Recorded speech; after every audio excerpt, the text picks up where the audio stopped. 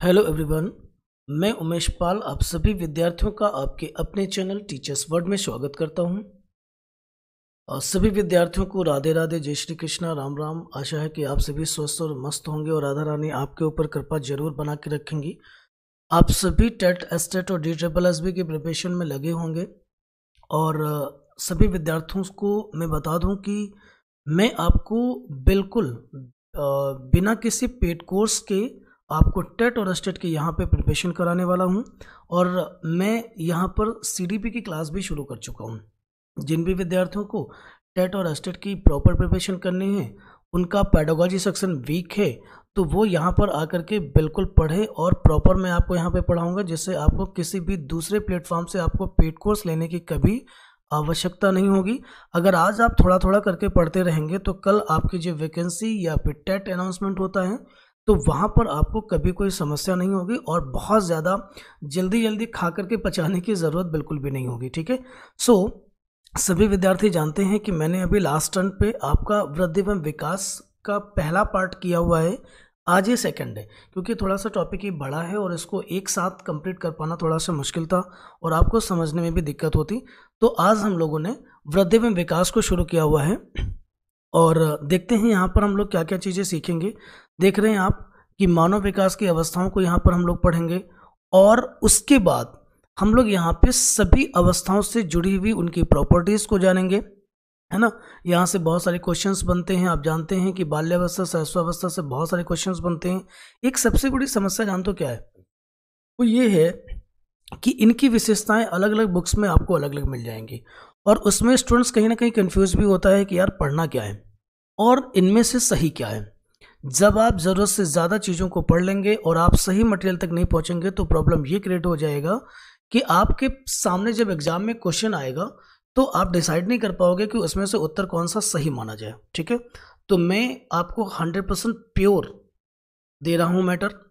यहाँ पे जो भी आप कंटेंट सीखेंगे वो आप कभी भी किसी भी स्तर पर उसको आप चैलेंज कर सकते हैं, क्योंकि मैं सिंपली NCERT बेस्ड ही पढ़ाऊँगा आपको। ठीक है। इससे आपको कभी भी चैलेंज करने में कोई समस्या कभी नहीं आएगी और आप बिल्कुल प्योर मैटर पढ़ेंगे। आपको एक से ज़्यादा जगहों पर जाने की कभी ज़रूरत नहीं पड़ेगी। सभी विद्यार्थियों से अनुरोध है कि चैनल को सब्सक्राइब, शेयर और ज़रूर कर दें और कमेंट्स करना बिल्कुल मत भूलें, है ना। कमेंट्स बहुत ही नेसेसरी पार्ट होता है और इससे पता चलता है कि आप सभी हमारे साथ जुड़े हुए हैं और वीडियो को आप देख रहे हैं, पढ़ रहे हैं, आपकी तैयारी ठीक चल रही है। ठीक है। क्लास को शुरू करते हैं और बिना समय लिए हुए, है ना। ध्यान रखिएगा जो बच्चे टेट की प्रिपरेशन कर रहे हैं या नहीं कर रहे हैं तो अब स्टार्ट कर लें, क्योंकि जिस समय अनाउंसमेंट हो जाएगा तब आप प्रिपेयर खुद को कर नहीं पाएंगे। ठीक है। मैं चैप्टर के साथ में वर्कशीट भी कराऊंगा, इसलिए आपको पता चलेगा कि चैप्टर में जो हमने सीखा था वो कितना इम्पोर्टेंट था या कितना आपने सीख रखा है। ठीक है। तो आते हैं, सबसे पहले पढ़ेंगे मानव विकास की अवस्था, जहाँ पे लिखा हुआ है स्टेज ऑफ ह्यूमन डेवलपमेंट, जिसे आपके सामने लिखा है प्रीनेटल स्टेज, प्रसवपूर्व अवस्था, इन्फेंसी, शैशवावस्था, है ना। इसे गर्भावस्था के नाम से भी जाना जाता है। कोई नई स्टेज मैंने नहीं लिखी है ना। ये आपकी शैशवावस्था है, ये आपकी बाल्यावस्था है।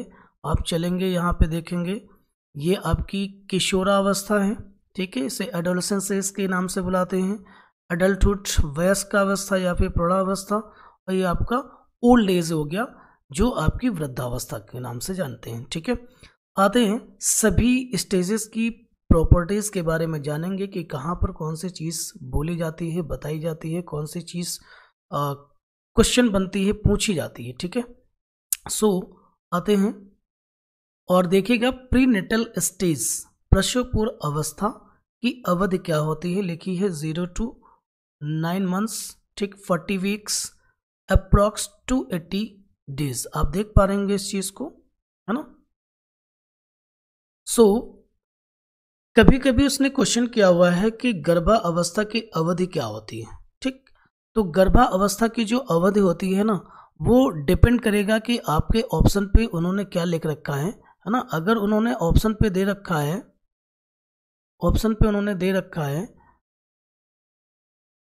0 to 9 माह, तो आप 9 माह बताएंगे, 40 वीक्स बताएंगे, या अप्रॉक्स टू 80 डेज भी बोल सकते हैं। ठीक है, ये हो गई उसकी अवधि। मैंने एक इमेज के थ्रू आपको समझाने की कोशिश करी है कि कंसेप्शन पीरियड होती क्या चीज़ है।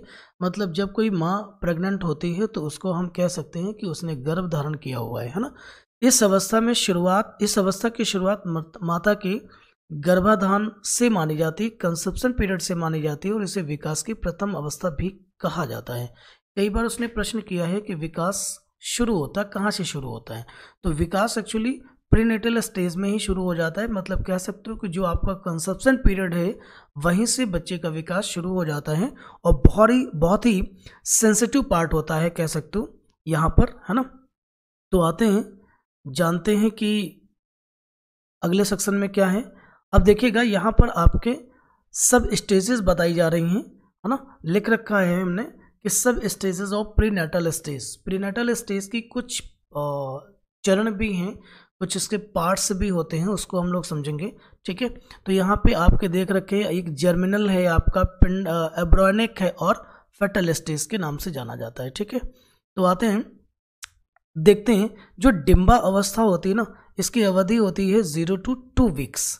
0 to 2 वीक्स का मीन हो गया कंसेप्शन टू 2 वीक्स, है ना। तो डिम्बा अवस्था में क्या होता है, इसमें एक प्रॉपर्टीज की ये होती है, कह सकते हो कि जो डिम्ब होता है, डिम्ब एक्चुअली एग आप समझ सकते हो, अंडे के आकार का होता है ना। एक मांस का छोटा सा लोथड़ा होता है, टुकड़ा होता है, पीस होता है, जो अंडे के समान होता है, और जो गर्भनाल में स्वतंत्र रूप से तैरता रहता है। ठीक है, वहाँ पर कोशारस या फ्लूइड होता है जिसके द्वारा वो पोषित होता रहता है। ठीक है, और ये पीरियड आपका 2 वीक्स तक ही होता है। इसके बाद आ जाते हैं, जैसे ही वो 3rd वीक में जाएगा, 3rd वीक से लेकर के 8 वीक या लगभग 2 महीने तक, है ना, ये एम्ब्रॉयनिक कहलाता है, पिंडावस्था कहलाता है। और इस अवस्था में कहा जाता है कि शरीर का कंप्लीट विकास हो जाता है, मतलब शरीर के सभी अंगों का निर्माण हो जाता है। ठीक है, और उसके बाद जैसे ही 9th वीक आएगा, 9th वीक टू 40 वीक्स के बीच जो होता है वो फेटल के रूप में जाना जाता है, भ्रूण अवस्था के रूप में जाना जाएगा, वही डिम्ब। ठीक है, बट यहाँ की विशेषता ये होती है कि यहाँ पर किसी भी नए अंग का निर्माण नहीं होगा, और पिंड में जितने भी अंग निर्मित हो चुके होंगे इस अवस्था में सिर्फ और सिर्फ उसका विकास होता है। ठीक है, तो कह सकते हो कि बहुत ही केयरफुल रहने वाली स्टेज है ना। और जब हमें जानकारी का अभाव होता है, चीज़ें हमें नहीं पता होती हैं, तो हम इस स्टेज में जनरली अपनी माँओं का ख्याल नहीं रख पाते हैं, जिसके कारण एक कह सकते हो कि हेल्दी बेबी का जन्म नहीं हो पाता है। बाद में हम बहुत सारे ट्रीटमेंट लेने की कोशिश करते हैं, बट उसके बाद बहुत सारा परिवर्तन नहीं हो सकता, क्योंकि गर्भ में हुआ परिवर्तन बाह्य की दुनिया में परिवर्तित हो पाना बहुत ही कठिन काम होता है, वो नहीं होता है। ठीक है, चलिए आगे की बात करते हैं हम लोग, है ना। सॉरी,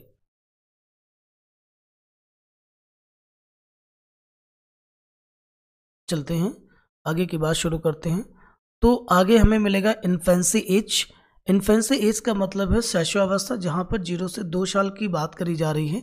ठीक है, यहाँ पर पढ़ेंगे। बेटा एक चीज़ और भी मैं यहाँ पे बताना चाहूँगा, थोड़ा सा मुझसे मिस हो गया, है ना।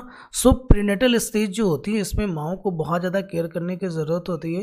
कह सकते हो कि प्रीनेटल स्टेज में माँ की आयु का होना, उसका मेच्योर होना, उसे न्यूट्रिशंस की नीड होती है, तो बहुत सारे एटमॉस्फेयर की उसको बहुत ज़्यादा ज़रूरत होती है, और एक बैलेंस्ड डाइट की भी उसे बहुत ज़्यादा ज़रूरत होती है। अदरवाइज़ इन चीज़ों का अगर ख्याल ना रखा जाएगा तो एक हेल्दी बेबी की हम बिल्कुल भी कल्पना नहीं कर सकते हैं, है ना।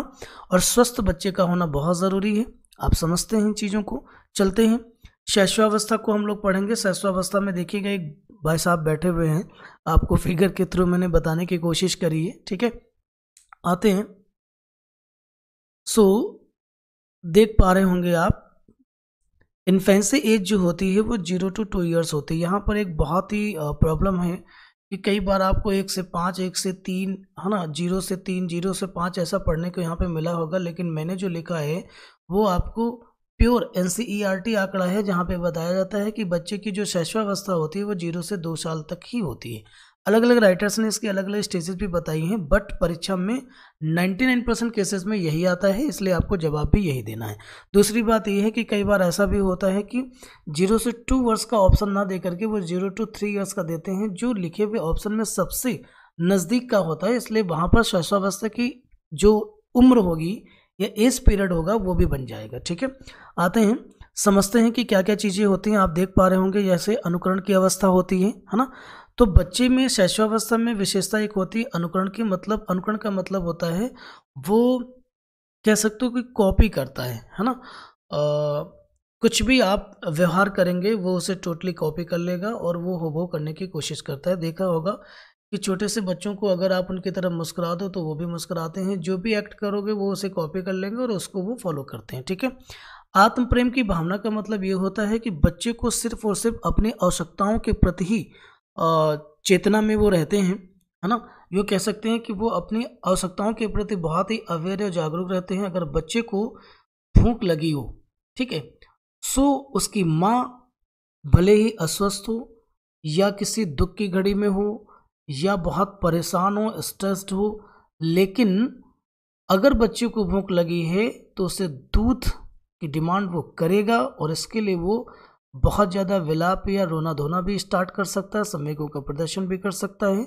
उसे फ़र्क नहीं पड़ता कि उसकी माँ की स्थिति क्या है या उसके जीवन में किस प्रकार की घटनाएं घट रही हैं। ठीक है, सो इसी को कहा जाता है आत्म प्रेम की भावना। सभी विद्यार्थी बहुत ही ठीक से समझेंगे। अगले पॉइंट पर हम लोग हैं माता पिता पर निर्भरता।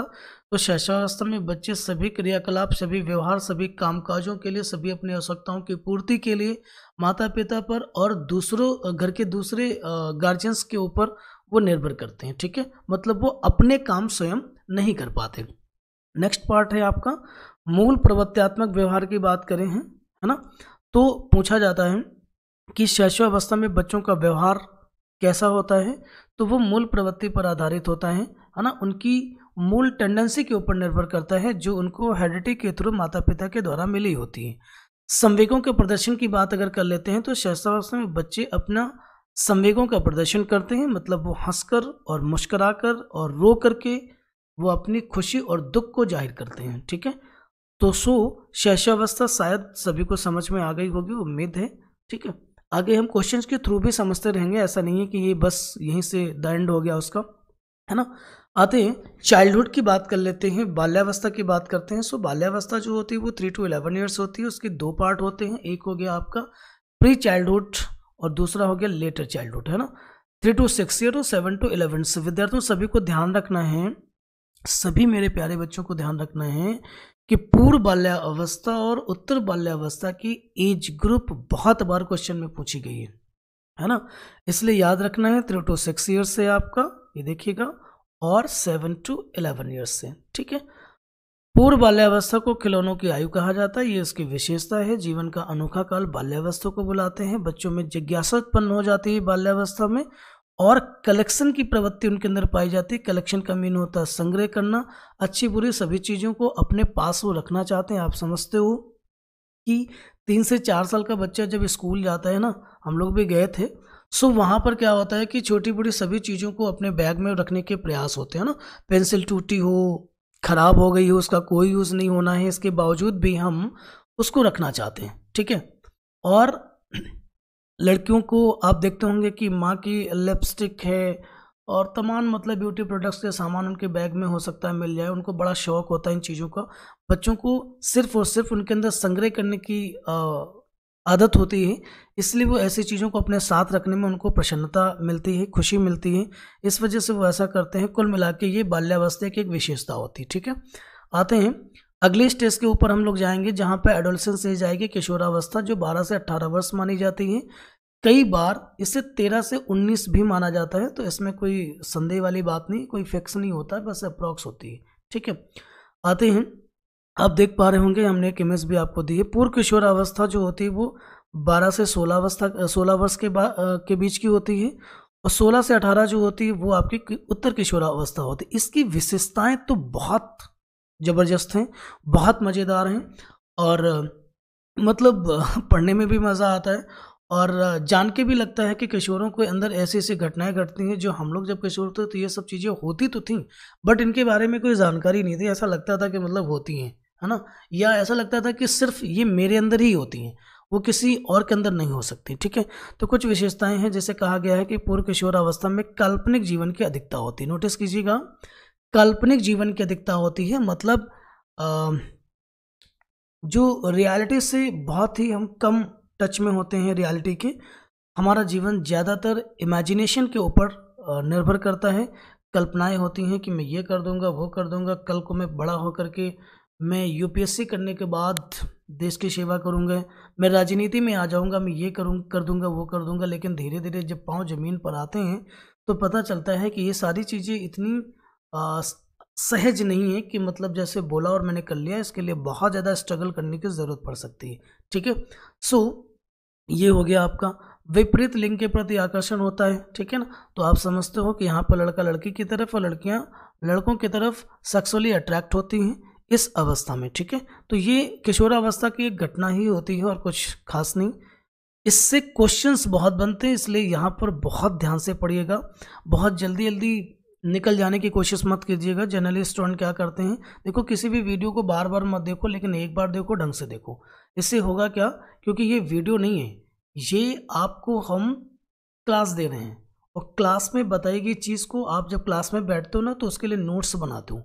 यहाँ पर तो सिर्फ आपको नोट्स भी बनाया है, आपको तो सिर्फ पढ़ना है और सीखना है, सुनना है ना, और उसके ऊपर चिंतन करना है। इसके अलावा आपको कुछ नहीं करना है। ठीक है, चाहे तो आप नोट्स अपने बना सकते हो। और दूसरी बात है कि हम आपको टेलीग्राम चैनल का अपना लिंक डिस्क्रिप्शन में शेयर कर देंगे, जहां से आप उसको सब्सक्राइब करेंगे, वहां आप ज्वाइन कर लेंगे उस टेलीग्राम चैनल को। तो जितना भी ये आपका PDF होगा वो मैं वहां पे शेयर कर दूंगा, तो आपको नोट्स बनाने की ज़रूरत भी नहीं पड़ेगी। आते हैं नेक्स्ट पॉइंट को पढ़ते हैं। तनाव, तूफान व ख्वाब की अवस्था भी कहलाती है किशोरावस्था, और इसे स्टैनले हॉल ने कहा था पलायनवादी प्रवृत्ति। पलायनवादी का मतलब होता है घर छोड़ के भाग जाना जब इच्छाओं की पूर्ति ना हो। हम सब जानते हैं बहुत सारे किशोर किशोरी करते हैं, है ना, और घर वालों को परेशान करते हैं, टीचर्स को परेशान करते हैं, है ना। घर वालों से, पिताजी से कहते हैं कि कमला से शादी ना हुई तो मैं तो भाग जाऊंगा। ठीक, तो ये प्रवृत्ति जो टेंडेंसी होती है वो पलायनवादी प्रवृत्ति की ओर हमें ले जाती है। और वीर पूजा की भावना का मतलब होता है हीरोगिरी जिसको कहते हैं, है ना, भौकाल मेंटेन करना। आप जानते हो इस चीज़ को, ठीक है। इस अवस्था में ही होता है, जितने भी यूथ है वही सब इन चीज़ों को कर रहे हैं और खुद का भौकाल मेंटेन करने के लिए वो जितने भी भरसक प्रयास करते हैं, आप खुद जानते हो, ये आपके समाज में आपको देखने को मिलता है। दिवा स्वप्न की अवस्था कहलाती है ये। दिन में देखे जाते हैं सपने। दिन में देखे जाने के सपने का मतलब है कि कहीं ना कहीं वो कल्पना में होते हैं, ठीक है। इसलिए इन्हें डे ड्रीमर के नाम से भी जाना जाता है ना।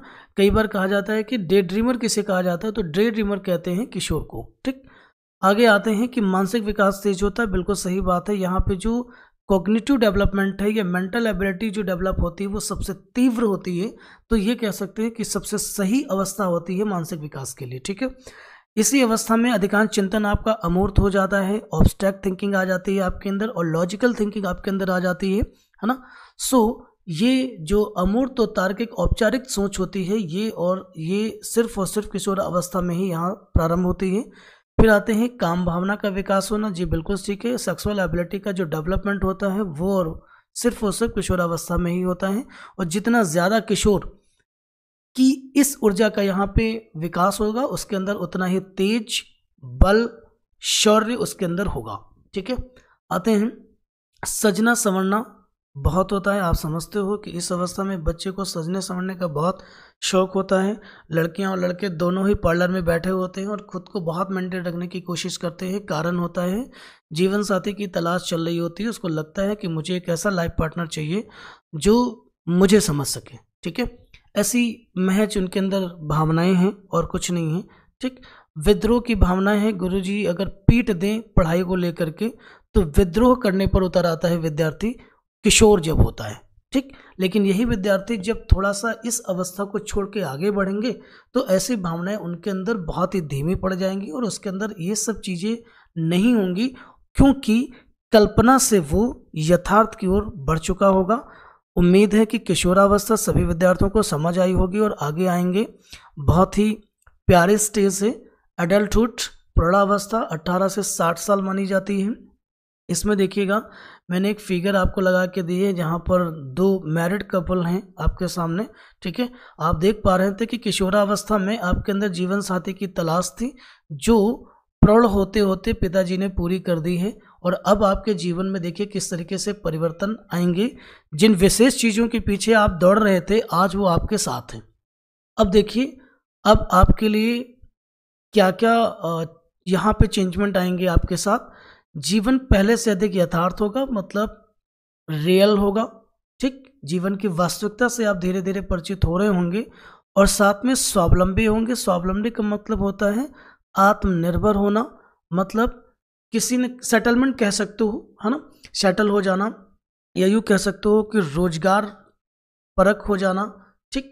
आप कहीं ना कहीं कुछ ना कुछ जॉब करने लगेंगे, है ना, स्वावलंबी होने लगेंगे और अपने एक्सपेंसेस और समाज के प्रति किया जाने वाला व्यवहार के प्रति आप जिम्मेवार होने लगेंगे, ठीक है। आते हैं जन्नात्मकता आ जाती है। जन्नात्मकता का मतलब ये है कि अपने ही समान संतानें उत्पादित करने की प्रबल इच्छा का होना, ये आपकी जेनेटिविटी होती है, ठीक है। समझ आ रही होगी बात। उसके बाद आते हैं पारिवारिक गतिविधियां तेज हो जाती हैं। बिल्कुल भैया, क्यों नहीं तेज हो जाएंगी। पिताजी ने आपको एक जीवन साथी दिया है, अब आपके इनके प्रति भी एक जिम्मेदारी बढ़ेगी, आपकी अपनी संतानों के प्रति जिम्मेदारी बढ़ेगी। माँ और पिता बूढ़े हो रहे होंगे, उनके प्रति जिम्मेदारी बढ़ेगी। मतलब जिस भूमिका में आपके माँ और पिता कुछ समय पहले थे, आज उस भूमिका में, उस सत्ता में आज आप हैं, ठीक है। और धीरे धीरे सत्ता का परिवर्तन प्रारंभ हो चुका है और आप जीवन की यथार्थ में आ चुके हैं और आप जीवन को समझने लगे हैं कि वास्तविक जीवन कैसा होता है, ठीक है।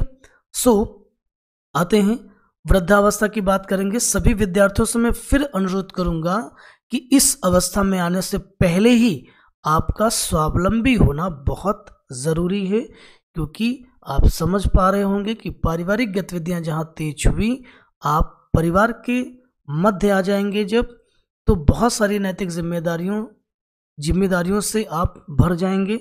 फिर आपकी पढ़ाई लिखाई उतनी अच्छे से नहीं हो सकती, ठीक है। जीवन के अंतिम पड़ाव पर आ चुके हैं हम लोग, जिसे हम लोग ओल्ड एज कहते हैं, 60 अबव कहलाती है। एक दादाजी की तस्वीर हमने लगाई है, आप देख पा रहे होंगे कि कितने चिंताओं के बादल इनके चेहरे पर हैं और इस अवस्था में क्या क्या परिवर्तन आपको देखने को मिल सकते हैं। आपका पहली विशेषता है कि शारीरिक क्षमता में कमी आ जाती है, बल तेज कम हो जाएगा भैया, क्योंकि काम शक्ति क्षीण होगी, लिबिडो ऊर्जा बल क्षीण होगा, बल कम हो जाएगा, तेज कम हो जाएगा, ठीक है। शरीर में ये सारी घटनाएं होना तो बहुत ज़रूरी हो जाएंगी, ठीक है। समायोजन की कमी आएगी। समायोजन का मतलब ये है, पहली बात तो खुद से समायोजन नहीं होता, है ना, क्योंकि तमाम तरीके की बीमारियां लग जाएंगी, दवाइयों का उपयोग होगा, शरीर निर्बल होगा, दूसरों की मदद लेने की ज़रूरत पड़ने लगेगी। इससे पहले की अवस्था में हम तो दूसरों की हेल्प कर रहे थे, अब हमें दूसरों की हेल्प लेनी पड़ेगी, ठीक है। कहीं ना कहीं निर्भरता बढ़ जाएगी। दूसरी एक समस्या ये होती है कि सत्ता में परिवर्तन हो रहा होता है ना। परिवार की जिम्मेदारियां हम अपनी पीढ़ी, अगली नीचे वाली पीढ़ी पर छोड़ चुके होते हैं, इसलिए कहीं ना कहीं मूल्यों में टकराव भी आएगा नई पीढ़ी के साथ, है ना। हमारे अपने जीवन के सिद्धांत होंगे, उनके अपने जीवन के सिद्धांत होंगे, दोनों के बीच टकराव पैदा होता है, जहां पर समायोजन की कमी की शुरुआत होती है। आप सभी विद्यार्थियों ने अगर मूवी देखी थी, आपने एक पिक्चर थी आपकी बागवान, जहां पर कोई समस्या नहीं थी, समस्या सिर्फ थी एज डिफरेंसेस, है ना, समस्या थी समायोजन की, समस्या थी नई पीढ़ी के मूल्यों में टकराव। आप समझ रहे होंगे कि वो दादी और पोती का एक विवाद था, जो डिस्को में जाने के बाद दादी ने वहाँ पर देखा और अपनी पोती की केयर करी। पोती को वहाँ से समझ में आया कि अपने परिवार के सदस्य हमारी इतनी चिंता क्यों करते हैं, वो उनका साथ होना क्यों ज़रूरी है, ठीक है। स्मृति का क्षीण होना, मेमोरी लॉस हो जाती है ना। आपने वृद्ध हमारा चश्मा और लाठी कहीं छोड़ के आया होगा और पूछ हमसे रहा होगा, ठीक है, क्योंकि उसके कहीं ना कहीं मेमोरी क्या हो जाती है, कमज़ोर पड़ जाती है। आशा है कि आप सभी विद्यार्थियों को समझ में आ गया होगा। वृद्धा अवस्था ही हमारी लास्ट स्टेज थी, ठीक है। आप यहाँ पे देख पा रहे होंगे, मैं फिर से एक बार वापस आ रहा हूँ जहाँ पर मैं आपको बता दूँ। देखिएगा, मैंने आपके साथ यहाँ पर प्रीनेटल स्टेज डिस्कस कर ली है।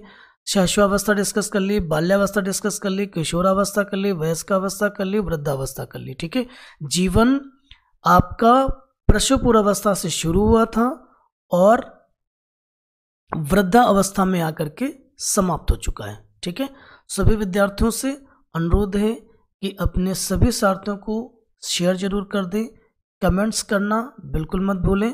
आज की क्लास को हम यहीं पर वाइंड अप करेंगे और हमारा चैप्टर यहाँ से कंप्लीट हो जाता है। हमने आपकी टेट की प्रिपरेशन कराना शुरू कर दिया है।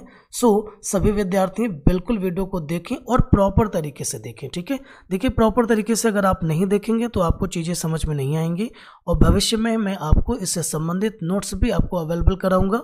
ठीक है, थैंक यू सो मच।